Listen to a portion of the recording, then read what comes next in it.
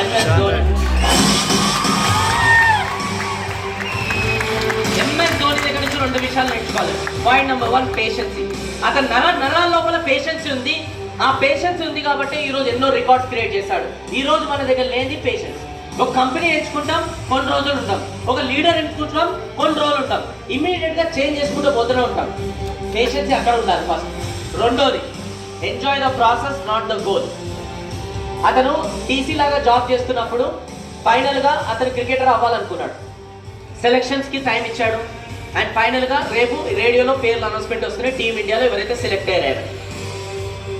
Sweet box కొనుక్కున్నాడు. నా పేరు సెలెక్ట్ అయిపోతుందని ఆనందంగా ఉన్న ఫీల్ అయ్యాడు. ఫ్రెండ్స్ దగ్గరికి వెళ్తుంటే అప్పుడే రేడియోలో పేర్లు అనౌన్స్మెంట్స్ వచ్చేసాయి. ధోని పేరు రాలేదు.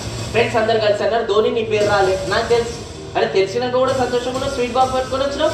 అరే నాకు తెలుసు నేను ఎందుకు సెలెక్ట్ కాలేదంటే నేను ఇండియాకి సెలెక్ట్ కావడానికి ఏదైతే పడాల్సిన కష్టం ఉంటుందో ఇంకా సరిపోలేదు. ఇప్పటి నుంచి ఇంకా నా కష్టాన్ని పెంచుతా సెలెక్ట్ అయ్యాను. ఈ స్వీట్ ఎందుకంటే ఈ రోజు నా జీవితంలో ఈ డేని నేను మర్చిపోద్దు అనుకుంటున్నా. అందుకోసం సెలబ్రేట్ చేసుకుంటున్నా ఈ డేని కూడా, మదర్స్ డేని. అందుకోసం ఇది మనం సేల్స్ కాకపోతే కస్టమర్ మంచి లేరు, సైట్ చాలా దూరం ఉంది, అన్నిటికన్నా ఇప్పుడు గవర్నమెంట్ చేంజ్ అయింది, అందుకోసమే మార్కెట్ స్లో ఉంది, డౌన్ ఉందని ఇవి చెప్పుకుంటూ వస్తున్నాం. కానీ నేను ఎక్కడో నేర్చుకోవాల్సిన విషయాలు ఇక్కడ నేర్చుకోలే. అందుకోసం సేల్స్ అయితే నేను ఒప్పుకుంటున్నావా ఆయన ఒప్పుకుంటాడు. అందుకోసం ఎదుగుతుంది. ఇక్కడ ప్రాబ్లం మార్కెట్ లేదు, మన దగ్గర ఉంది. మనం ఖాళీ కూర్చున్నాం అంటే మార్కెట్ ఖాళీ లేదు. మనం పక్కన గమ్మపోతే ఇంకోటి వచ్చి అమ్మబడేస్తుంది. ఎత్తాను మనం ఇక్కడ పోవాలంటే అర్థం చేసుకోండి. మార్కెట్ ఎవరి కోసం ఆగదు. ఓకే. అండ్ ఫైనల్గా ఈ ప్రోగ్రామ్ నుంచి బయట కాలు పెడతాప్పుడు ఒకటే డిసిజన్ తోటి బయట కాలు పెట్టాలి. ఫైర్ అండ్ డిజైర్ తోని. ఫైర్ అండ్ డిజైర్ అంటే మంట. ఈ భూమి పైన ఆన్లైన్ చరిత్రను తిరగరాశారు. ఎవరైతే వాళ్ళ జీవితంలో మంట అంటుకుందో. 2 చిలుకలు ఉన్నాయి. రేస్ పెట్టిన ఒక చిలుక ఫాస్ట్ వెళ్ళిపోయి రేస్ విన్ అయిపోయింది. ఎందుకంటే ఆ చిలుకతో మంట పెట్టిన.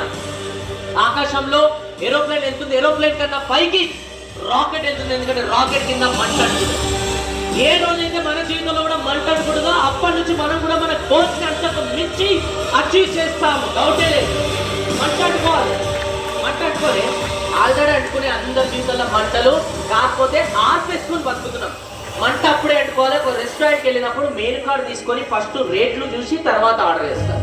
మంట అప్పుడే అంటుకోవాలి. ఒక షాపింగ్ మాల్కి వెళ్ళినప్పుడు ఒక మంచి డ్రెస్ ఇస్తారు.